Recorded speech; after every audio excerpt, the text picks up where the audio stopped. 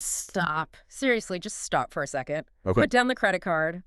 Close that browser tab with the flight search engine open to Panama City. Uh-oh. Do not book that flight yet. That is a very ominous way to start a deep dive. I know, I know. Usually we're all about encouraging people to get out there, explore the world. You're sounding less like a travel enthusiast and more like a border patrol agent. I know, and usually I'm the cheerleader here. I really am. I'm the one saying, go, see, explore, buy the ticket, take the ride.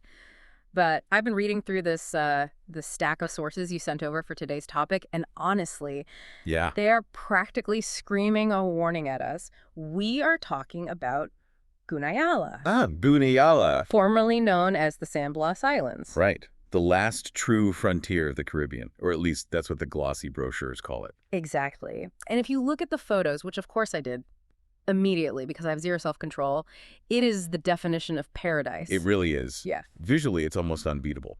We are talking about 365 islands. That's one for every day of the year, scattered off the coast of Panama.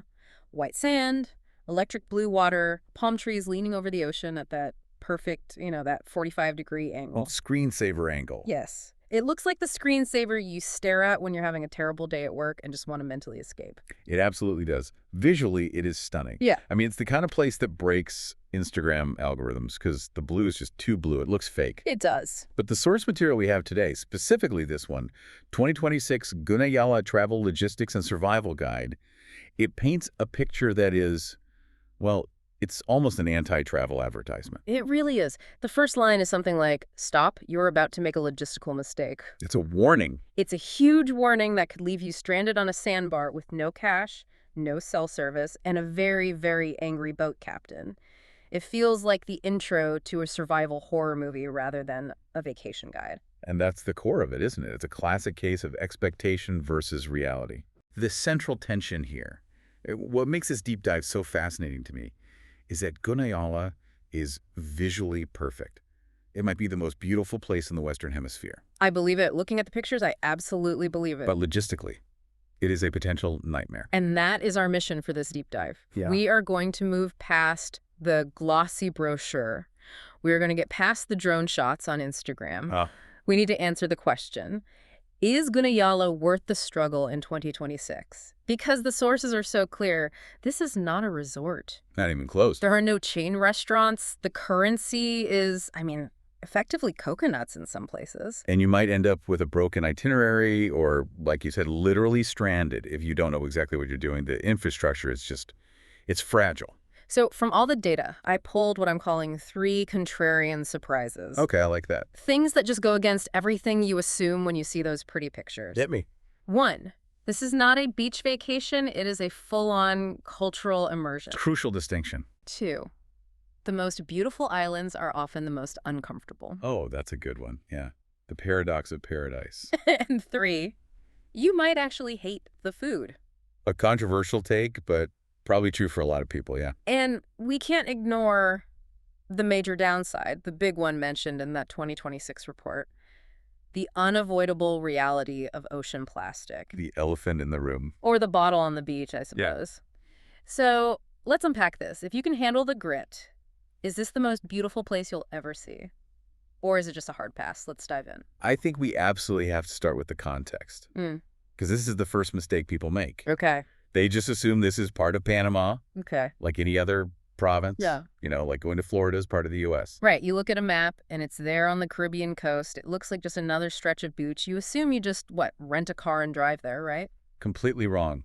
Politically, it's a different world. Guna Yala is an autonomous indigenous territory. Comarca, they call it? Exactly. It is controlled by the Guinean people. And when we say controlled, we mean controlled. They have their own laws, their own border control, their own police force, and even their own entry taxes.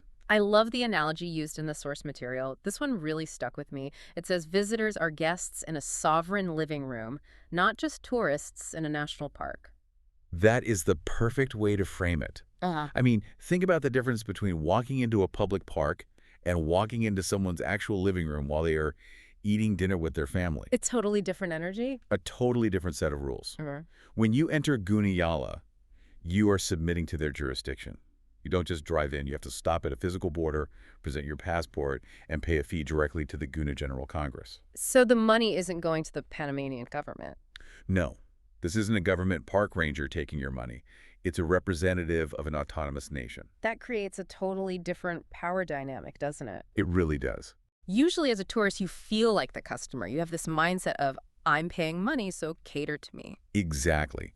And here, that attitude will get you absolutely nowhere. You are a guest, and guests follow the rules of the house. If you walk into someone's living room and start putting your feet up on the coffee table, you get kicked out. It's the same principle here. Now, geographically, the scope is massive. We mentioned the 365 islands, but the territory also includes a long strip of mainland jungle, right? It does. It's this long, thin archipelago stretching all the way toward the Colombian border. Most of it is completely uninhabited by tourists. You only see a tiny fraction of it. But here's the why now factor. We're looking at this through the lens of 2026. Why is there such urgency in the source material? Why can't I just put this on my bucket list and, go in 2030 or 2035? Because it might not be there, Right. or at least not the way it is now. This part actually gave me chills when I was reading it. The destination is literally disappearing.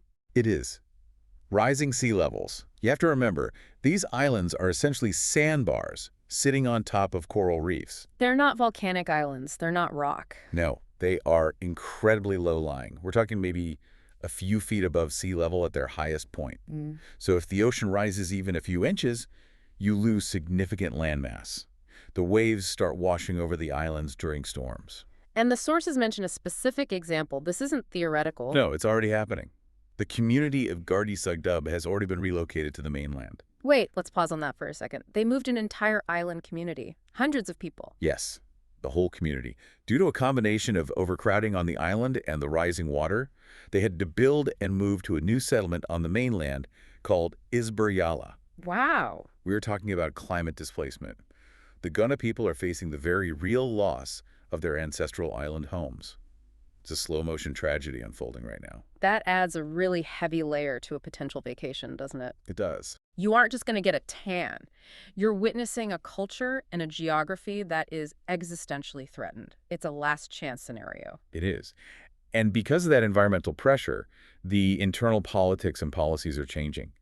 The Guna are debating closing more islands to tourism to preserve their way of life and to deal with this crisis. So it's not guaranteed that the islands that are open today will be open in 5 years? Not at all. So the takeaway from the 2026 guide is stark. If you want to see Guna Yala as it has been for the last century, the window is closing. Fast. Okay, so there's urgency. Let's say you've convinced me. I'm thinking, okay, I'm in. I want to see this before it's gone. You have to get past what the guide calls the filter. The physical barrier. I love that term for it. A jeep. Now, I read the description of this, and it sounds less like a shuttle and more like a hazing ritual. That's a pretty good description. Yeah. Unless you are wealthy enough to charter a private plane to one of the tiny airstrips, which is very rare, or you are sailing in from Cartagena, Colombia, on a sailboat. Which is a whole other adventure. A whole other 5-day adventure on the open sea, yeah. For 99% of people, you are taking the Jeep. And the Jeep is an institution. The source material does not mince words here. It describes the journey as brutal. Break down the timeline for me. I wake up in my nice hotel in Panama City. I've had my coffee. Then what? Then you are getting a knock on your door or a call to the lobby at 5 a.m. 5 a.m. Pitch black outside. You pile into a 4x4 Land Cruiser or a similar vehicle, usually with a few other travelers. You drive for about 2.5 hours on the Pan American Highway. Okay, that part sounds fine. That part is totally fine. It's smooth pavement. You might even fall asleep against the window. It lulls you into a false sense of security. Okay, that sounds manageable. So why is everyone complaining? Because then you hit the turnoff, the Guna Yala access road. Yeah. And that is where the roller coaster begins. And when you say roller coaster, you mean that in a fun, this is exciting way? No, I mean that in a please don't vomit on the person next to you way. It's about an hour, sometimes longer, of steep inclines, sharp hairpin turns, and potholes the size of small craters. The terrain is mountainous jungle. You are literally going up and over the Continental Divide to get to the Caribbean side of the country. And the sensory details in the guide are they're hilarious and terrifying at the same time. It talks specifically about the drivers. Oh, the drivers are legendary. They're local Guna guys. They know this road blindfolded. Yeah. And they drive it like that. Fast. Very fast. They are blasting reggaeton at full volume, that distinct pounding boom-chick beat, while taking these blind corners like they're auditioning for a Fast and Furious movie. At 6 in the morning. At 6 in the morning. It's a rite of passage. If you get even remotely motion sick, this hour is going to be the longest, most miserable hour of your life. So the guide has a very specific tip about this. It does. It says, take the Dramamine before you get in the car, in your hotel room. If you wait until you start feeling sick on that road, it is already too late. You've lost. So you survived the Jeep. You're shaken, maybe a little nauseous. Your ears are ringing from the Daddy Yankee tracks. Then you hit the border. This is where the political reality we discussed kicks in. The Jeep stops at a checkpoint. Guna officials in uniform come out, passports. You get out. And you pay? You pay the entry tax, $25 for foreigners, plus a $3 port fee. And it has to be cash, right? Strictly cash, crisp bills, no credit cards, no excuses. If you show up without enough cash, you are turning around and doing that whole Jeep ride in reverse. Oh, that would be the worst. The absolute worst. Okay, so taxes paid. You get back in the Jeep, drive a bit more, and arrive at the port. The port of Cartier. Now, when I hear port, I think of a terminal, maybe a coffee shop, a waiting area with seats. Erase that image completely. Yeah. Port is a very generous word. The guy describes it as the chaos of Cartier. Give me the visual. What am I seeing? Mud. Especially if it rained recently. Disorganized shouting. People running around with clipboards, yelling names. Dozens of SUVs and 4x4s jostling for position right on the riverbank. It's not an ocean port, it's a river port. So you're not even at the ocean yet? Not yet. You're transferred from the Jeep to launches. These long, narrow speedboats with big outboard motors. And this leads us to one of the most specific, most actionable warnings in the entire source text. I bookmarked this because it feels like something everyone gets wrong. They call it the wet bag fallacy. This is crucial. Listeners, if you take nothing else away from this entire deep dive, please listen to this. Seriously. When you get on that boat, you are leaving the calm river mouth and heading directly into the open ocean. And the Caribbean can be choppy. The guide says, and I'm quoting here, the boat ride is wet, not mist, waves. People think their water-resistant North Face backpack is going to be enough. Right, it says water-resistant right on it. It is not enough. The boat slams into waves. Gallons of salt water come over the side. The luggage is piled in the middle or the front of the boat, and water pools on the floor. Your bag is going to be sitting in 3 inches of salt water for 45 minutes to an hour. So if my laptop or my camera or my change of clothes is in the bottom of my bag? It's toast. It is completely done for. Ruined. So what is the pro tip? What's the solution? Heavy-duty contractor trash bags. The big, thick black ones. Yes. Not the wimpy white kitchen ones that will tear immediately. The thick black ones you get at a hardware store. Before you get on the boat, you put your entire backpack inside a trash bag, twist the top, tie it in a knot, and seal it. So you look like you're carrying garbage. You look ridiculous. Yeah. But you will be the only one with dry clothes, a working phone, and a non-fried laptop when you arrive. Everyone will be jealous of your trash bag. And what about your passport and your money? On your body. In a dedicated waterproof dry bag or a Ziploc inside a fanny pack or money belt, never, ever, ever put your passport in the main luggage pile. Because if that luggage pile gets soaked, your passport is a soggy mess. Or, in a rare but physically possible scenario, a bag could fall overboard. You do not want your passport going down to the bottom of the Caribbean. Okay, so you're in the boat, your stuff is in a trash bag, you're probably wrapped in a tarp because the spray is hitting you in the face, you're bouncing hard over the waves. It sounds pretty miserable. It is. I'm not going to sugarcoat it. It's loud, it's wet, it's bumpy. For an hour. You are actively questioning your life choices at this point. But then the shift happens. This is the payoff. This is why people do it. The visual shift. Yeah. You come out of the river, and the water is this murky, muddy brown. Then you get a little further out, and it turns to a kind of emerald green. And then suddenly you hit the outer islands, and the bottom drops away, and it turns Windex blue. That electric, almost fake-looking blue. It doesn't look real. It's like someone turned the saturation slider on reality all the way up. Yeah. You start seeing them, these little specks of white and green on the horizon. Yeah. The islands. And this is where we hit segment 3, island reality versus Instagram expectations. Because you see the island, and it looks like a cartoon. The guide literally calls it the cartoon aesthetic. I love that. If you asked a 5-year-old to draw an island, this is what they would draw. A perfect circle of white sand. 3 palm trees in the middle. Maybe a single hut. surrounded by that impossible blue water. That's it. It's so perfect, it looks fake.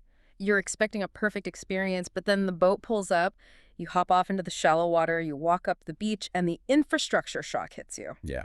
This is where the resort mindset dies a very quick and painful death. Okay, let's talk about the accommodation, because I think people see eco lodge or island cabin online and they think, oh, rustic chic. Right. They're picturing nice linens, maybe an outdoor shower with hot water and fancy soap. Exactly. Remove the word chic. It is just rustic. Yeah. We are talking huts made of bamboo or other local wood. And the floor. This is the part that got me. In many of the basic and even some of the mid-range tiers of accommodation, the floor of your bedroom is the beach. It's sand. Wait, sand floors? Like inside the room where you sleep? Yes. You walk into your hut, and you are walking on the sand that the hut is built on. The walls are often bamboo stalks lashed together. You can see daylight, and the wind blows right through the gaps. So there's no real barrier between you and the elements? None. If it rains and the wind is blowing, things inside your hut will get damp. So what's the upgrade? The upgrade, if you pay for the Tier 2 accommodation, is you might get a hut with a raised wood floor, maybe a few feet off the sand. That feels like absolute luxury in this context. Wow.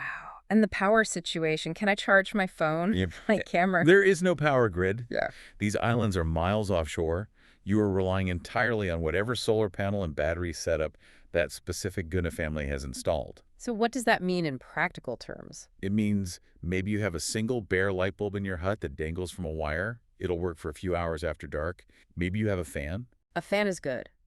A fan would be critical in that heat. A fan is a lifesaver until the battery that powers it dies at 2 New Year a.m. and you wake up in a pool of sweat inside a hot bamboo box. Okay, but the showers, this is the part that I think really breaks people.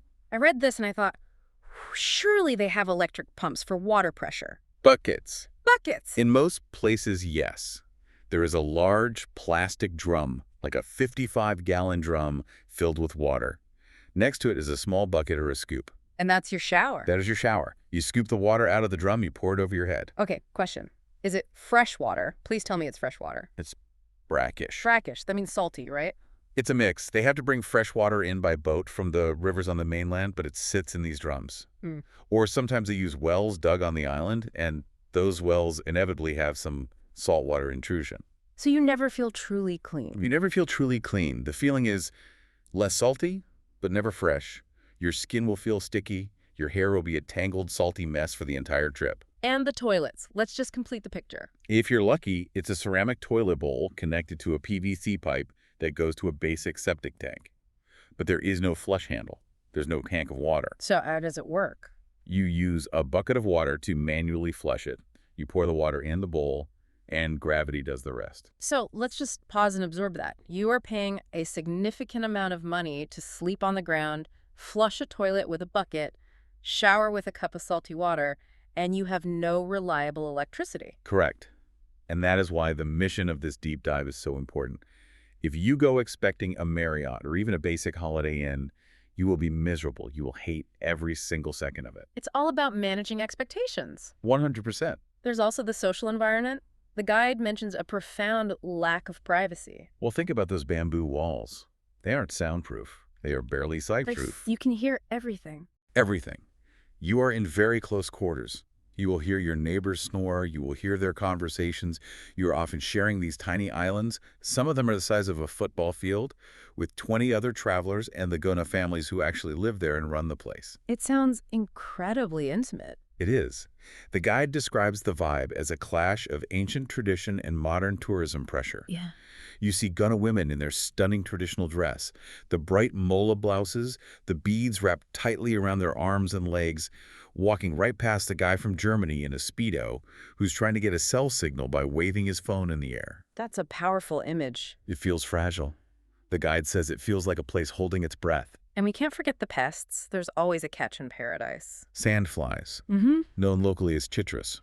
In English, we call them no-see-ums. The invisible enemy. They are in many ways worse than mosquitoes because you can't see them and you can't hear them coming. The guide says they are an immediate reality. As soon as the sun starts to set and the wind dies down, they swarm. And the bites are famously itchy. For days, weeks even. The guide says you need baby oil, they can't bite through it, or heavy-duty DE repellent. If you go unprepared, you'll come back looking like you have a case of the measles. Okay, so we've established it's rough. It's a proper adventure. Now let's talk about the money. Yes, the economics of paradise. Because usually when you hear sleeping in a hut with no electricity and showering with a bucket, you think dirt cheap. You think, okay, I'm roughing it, but I'm saving a ton of money. That is the "is it cheap" myth. And it is probably the biggest misconception about Guna Yala. So break down the economics for us. Why isn't it cheap? Logistics, pure and simple. Guna Yala is a remote archipelago.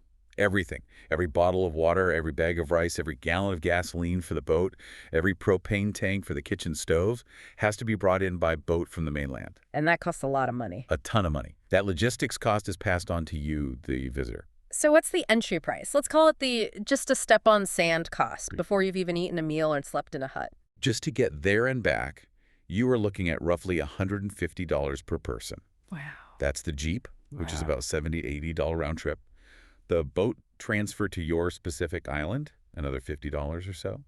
And the taxes, which add up to $28. $150 just to get your feet on the sand. That's a flight in some parts of the world. Exactly. And then, once you're there, the guide breaks down the accommodation and food packages into 3 tiers of travel. Let's go through them. Tier 1, the backpacker. This is the cheapest option. It runs about $60 to $70 per night, and that includes your 3 basic meals. And what do you get for that? You are sleeping in a hammock that you probably brought yourself, or a tent. So you're camping on the beach. You're camping on the beach. This is strictly for camping lovers. Yeah. If you have a bad back, or if you don't like sand in your everything, skip this tier. Okay, tier 2.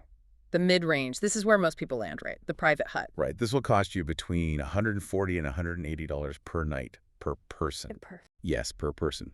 For that, you get a private bamboo hut, usually with that coveted wood floor, a door that locks, which is usually just the simple latch, and a private, very basic bathroom. $180 a night. For that price, you could get a very nice hotel room in Panama City. A very, very nice room with air conditioning, a swimming pool, and a real shower. Here, it gets you a hut and 3 meals of fish and rice. Wow. Okay, and tier 3, the so-called luxury option. The luxury catamaran. This is a totally different game. You're not staying on the islands. This sounds like the way to do it if you have the money. It is the only way to get air conditioning, a private chef who can cater to your dietary needs, and, crucially, avoid the sandflies. How does it avoid the sandflies? Because you're anchoring out on the water, away from the islands where they breed. It is, according to all the sources, a vastly superior experience if you can afford it. But the cost, give it to me. You're looking at $450 to $600 per day. Per person. Usually that's a per-person rate based on double occupancy, yeah. Oof. Okay, so that's a significant jump. That's an all-inclusive resort price. It is. But you get what you pay for. You're sailing between deserted islands. You have your own space. You have ice for your drinks. It's a completely different trip. And there are hidden costs, too, right? Even in the mid-range. I saw something in the guide about lobster inflation. Yes. The classic lobster dinner. It used to be a cheap and easy upgrade. You know, $5 and they'll throw a fresh lobster on the grill for you. And now? Now, due to overfishing and high tourist demand, it's an extra $25 to $30. Molas, the beautiful, intricate textiles the Guna women make, can cost anywhere from $30 for a small one to hundreds for a large, detailed piece. And internet. If you can even find it, yes. Some islands are getting Starlink. They'll charge you about $5 an hour to use it, and it can be very spotty. So let's run the numbers. If I'm a regular person doing the mid-range trip for 3 days and 2 nights, what's a realistic total damage? You take the $150 entry cost, you add 2 nights at, say, $160 each. That's $320. You're already at $470. Add in 1 lobster dinner, a few beers, and maybe a small mola. You're easily looking at about $550 USD per person. That's not insignificant for sleeping in a hut. It's not.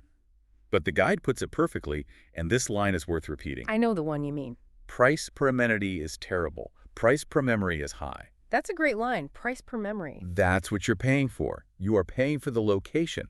You're paying to wake up, open your hut door, and step directly into the Caribbean Sea. You aren't paying for thread count. You aren't paying for room service. Let's shift gears to the culture because it's so central to this. We've established that the Guinness are autonomous. How does that practically affect you as a visitor? It fundamentally changes the interaction. Yeah. In so many tourist destinations, let's be honest, the locals are unfortunately treated as background scenery, as props. Right. Here, that attitude will get you in real trouble. So what are the big non-negotiable rules? The photography rule is number 1. You never, ever photograph Guna people, especially the elders or the women in their traditional dress, without asking for permission first. And what happens if you ask? Be prepared to pay. Usually it's $1. It's a sign of respect. This is their image, their culture, and they view it as a transaction. They are not props for your social media feed. And if you don't ask, if you just snap a photo, they will yell at you. They will be very upset. And they have every single right to be. Just ask. It's that simple. oh, simply fair. Dress code is another one. On the tourist-focused beach islands, swimwear is fine. Bikini, trunks, whatever. No one cares. But if you take a tour to a community island, one of the densely populated islands where thousands of Guna people actually live their daily lives, you need to cover up. What does that mean? Shoulders and knees. Shoulders and knees, a t-shirt and shorts, or a sarong. It is considered deeply disrespectful to walk through their village, past their schools and homes, in just your swimsuit. And legally, I saw a pretty stark note about drugs. Yeah. Zero tolerance, strict drug laws, do not bring anything illicit with you. You have to remember, you are subject to Guna law, not Panamanian law, once you cross that border. What does that mean, practically? It means you don't have a right to a phone call to your embassy. The guide makes a pretty dark joke about this. You do not want to find out what the judicial system looks like on a remote island. Just don't do it. Okay, there's one rule in the guide that made me laugh at first, but it's actually really serious. The Coconut Code. Ah, yes. The Coconut Code. It sounds silly, but it is foundational to their society. Break it down for me. What is it? 2 parts. First part is property law. Every single coconut on every single tree belongs to someone. Even the ones that have fallen on the ground, even the ones you see floating in the water. Especially the ones on the ground. Westerners have this idea of, oh, nature's bounty, free food. Right, I'll just find a rock and crack it open. No. Yeah. That coconut is someone's cash crop. That's money. Coconuts are one of their main exports. If you pick one up off the ground and start eating it, you are stealing. It is theft. Wow. So no casual foraging? Absolutely not. You ask permission and you pay. Usually it's $1, and they'll open it for you with a machete. And the second part of the code? The second part is simple physics, safety. Falling coconuts kill. It sounds like a cartoon death, something out of Looney Tunes. It does, but think about it. It's a hard 5-pound object falling from 30, 40, 50 feet. It's a cannonball. It would do serious damage. It will crack your skull. The guide is very clear. Never sleep directly under a coconut tree. Do not put your hammock under a coconut tree. When the wind picks up, those things come down. Respect the coconut seems to be the motto for this whole trip. It really is. Respect the ownership and respect the gravity. Okay, so let's get into the experience itself. Segment 6, the highs and the lows. Because for all the talk of buckets and sandflies and expensive huts, there is real magic here. Absolutely. This is why people endure the Jeep and the wet boat. It's because when the sun goes down or when you look out at the horizon, it does things to your brain that a polished resort just can't. The guide highlights bioluminescence first. This is the plankton that glows in the water. Exactly. Because there is so little light pollution. Remember, no power grid on a moonless night. The water is pitch black. But if you jump in and move your arms and legs, the dinoflagellates light up. What does it look like? It's that avatar-like experience. You are literally swimming in blue sparks. Every movement you make creates a trail of light. It's otherworldly. That sounds absolutely incredible. And then there's the scale of nature. Being on a tiny sandbar, maybe the size of a city block, miles from the mainland, and watching a massive thunderstorm roll in over the Caribbean. You can see the lightning 50 miles away. You feel very, very small in the best possible way. And the digital detox. We complain about no Wi-Fi, but there's an upside. There is. The first 24 hours are twitchy. You keep reaching for your phone. But after that, the silence of having no notifications, no emails, no news alerts, it's actually profound. Your brain slows down. But then we have to talk about the disappointments. We have to be real about the downsides. The trash. This is the heartbreak of Guna Yala in 2026. It is unavoidable. Ocean plastic is a global crisis. But in Guna Yala, because of the ocean currents and the geography of the archipelago, it acts like a net. It catches plastic from all over the Caribbean. So what does that look like on the ground? It means you're on one side of the island, the leeward side where the boats dock, and it's pristine. It looks like the postcard.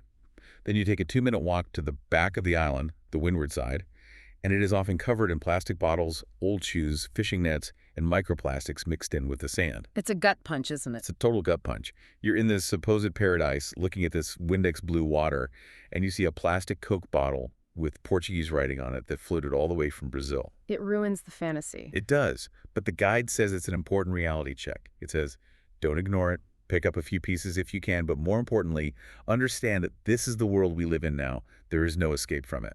And noise pollution, that was a surprising one. Yeah, the party islands. You have to remember, sound carries incredibly well over water. Oh, right. So if someone on Isla Perro, which is a very popular, often crowded island, has a big Bluetooth speaker, everyone on Isla Perro and the island next to it is listening to that playlist. And there are no noise ordinances. None whatsoever. If a group brings a massive speaker and decides to blast techno until 2 a.m., you are listening to techno until 2 a.m. from your bamboo hut. It's the luck of the draw. And finally, the food. We teased this in the intro. You said we might hate it. The dietary assumption trap. People assume tropical island, amazing food. They assume fresh fruit, ceviche, variety. The reality is fried fish and rice, right? That is it. That is the menu. Breakfast is usually fried bread, cold hojaldre, and eggs. Okay. Lunch is fried fish and rice. Dinner is fried fish and rice. What kind of fish? Whatever they caught that day. Usually snapper or something similar. It's fresh, but it's prepared the same way every time. And it comes with a side of lentils and maybe a few slices of cucumber or tomato if a supply boat came in that day. So what if I don't like fish? Then you are eating chicken, which is usually cooked for a very long time to be safe, so it can be quite dry. And what if I'm vegetarian? You are eating rice and lentils for every meal. What if I'm vegan or gluten-free? The guide says you risk starvation if you don't plan ahead. Seriously. Cross-contamination is high, and the concept of these dietary needs is not widely understood. So the actionable tip here is what? Bring your own food. Treat it like a backcountry camping trip. Bring protein bars, nuts, jerky, dried fruit, and water. Crucially, bring 5-liter jugs of water from the city. Yeah. Do not rely on buying small bottles there. It's very expensive, and it just adds to the plastic problem. Okay, let's map this out. Segment 7. Strategic planning for the learner. If our listener is sitting there thinking, okay, I can handle the bucket shower, I can bring my own snacks, I want the bioluminescence, what is the ideal itinerary? The guide is pretty firm on this. A 3-day, 2-night structure is the sweet spot. Why? Any less time, and the brutal travel time isn't worth it. You spend more time in a Jeep than on a beach. Any more time, and the lack of comfort, the repetitive food, and the sandflies really start to grind you down. Okay, so walk us through it. Day 1. Day 1, you arrive around 9:00 or 10:00 after the Jeep and boat ordeal. The guide suggests you go to a social island first. What's a social island? A busier one. Yeah. Like Isla Diablo, which is Devil Island, or Parachico, Little Dog Island. These are popular. They have makeshift bars selling beer. There are other people to talk to. You get your bearings. And there's an activity there. Yes. They're usually right next to the sunken ship, which is an old gunboat that sank in a shallow reef. It's become a fantastic, easy snorkeling spot. Okay, day 2. This is the pro move. On day 2, you hire a boat. There's an extra cost, maybe 30-40s per person, to take you to Cayos Hollandeses, the Dutch Cays. What's special about them? They're the furthest group of islands from the port. It takes another hour in the boat to get there. Because they're far, they're almost completely untouched. So fewer people, cleaner beaches? Exactly. This is the postcard perfection. This is where the drone shots are filmed. It's quieter, cleaner, and feels truly remote. You spend the whole day out there island hopping, snorkeling in pristine reefs. And day 3? On your last day, before you head back to the port, you visit a community island, like Aqueduct or another one nearby. And why is that important? To see real Guna life. To understand, this isn't a theme park. These community islands are not beaches. They're densely packed with concrete and wood houses, crowded alleys, schools, basketball courts. It's a city on an island the size of a few city blocks. It grounds the experience. Completely. It provides crucial context. You see the reality of their life. You can buy a mola directly from the woman who made it, and it reminds you that you are a guest in their home. Then you head back to the port and the Jeep. Now, there are some logistical traps we need to warn people about. I saw a big one, the Sunday return trap. This is a nightmare scenario, a trip ruiner. What is it? Most people's trips end on a Sunday. So everyone leaves at the same time. And that Guna Yala access road, that 1-hour roller coaster we talked about, is narrow. It's basically one lane. So all the Jeeps leaving at once create a traffic jam. A massive traffic jam in the jungle. The 2.5-hour drive back to Panama City becomes 6 hours, stuck in traffic, in the heat. With the reggaeton still blasting, it's a miserable way to end the trip. So the fix is simple. Simple. Leave on a Monday if you can. Or if you absolutely must leave on Sunday, leave at the crack of dawn. 6:00 a.m., get out before the rush. And gear essentials. We mentioned the trash bags. What else is a must-have? A solar power bank. A big one. 20,000 mAh minimum. You will have no reliable outlets. If your phone, which is also your camera, dies, it's dead for the trip. All the cash you will need, and then some, in small bills. No ATMs anywhere. No one has change for a $100 bill. Bring a stack of $1, $5, and $20. You need them for everything. Beers, coconuts, mullahs, tips. A headlamp. 100% essential. It gets dark at 6:30 p.m. all year round because you're near the equator, and when it gets dark, it is pitch black. Unless you want to trip over a crab on your way to the bathroom, you need a headlamp. And a towel. You mentioned this before. A microfiber travel towel. A normal cotton towel will simply never dry in the humidity. It will just become a wet, smelly rag in your bag by day 2. Gross. Okay, last bit of practicality. Safety risks. We talked about coconuts. What else should people be aware of? Dehydration and sunstroke are very real. The sun is incredibly fierce. You have to be proactive about drinking water more than you think you need. And the big one, medical evacuation. This is not a joke. You are hours from a real hospital. The evacuation process is a rough, painful boat ride back to the muddy port, then a bumpy, winding Jeep ride back to the city. So if you have a serious health condition, a heart condition, severe allergies that might require an EpiPen, anything like that, the guide explicitly says, this is a high-risk trip. There's no helicopter coming to get you in 20 minutes. So we've laid it all out. The beauty, the buckets, the plastic, the price, the coconuts. Let's get to segment 8, the verdict. Is it worth it? Matrix. Let's break it down by traveler type. First up, the backpacker. The 22-year-old with a strong back, a tight budget, and a sense of adventure. Verdict, yes. An unequivocal yes, 100%. This is the adventure of a lifetime for them. It fits the backpacker ethos perfectly, which is trading comfort for unforgettable experience. They will be telling stories about this trip for 20 years. Okay. Next, the mid-range couple. Maybe they're on their honeymoon or just a romantic getaway. Verdict, maybe. A big flashing maybe. Why only maybe? It looks so romantic. It depends entirely on the dynamic of their relationship.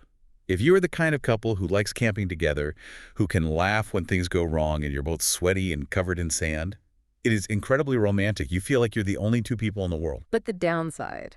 If one or both of you gets cranky when you're hot, sticky, and hungry, if you don't handle discomfort well, it is breakup material. Seriously. A fair warning. What about families? Verdict, no. Just no. Unless you have rugged, adventurous teenagers. For toddlers or small children, absolutely not. Why so definitive? The boat ride is too long and rough. The risk of falling coconuts is real. The sun is too intense. And the medical isolation is just too high risk to take with a small child.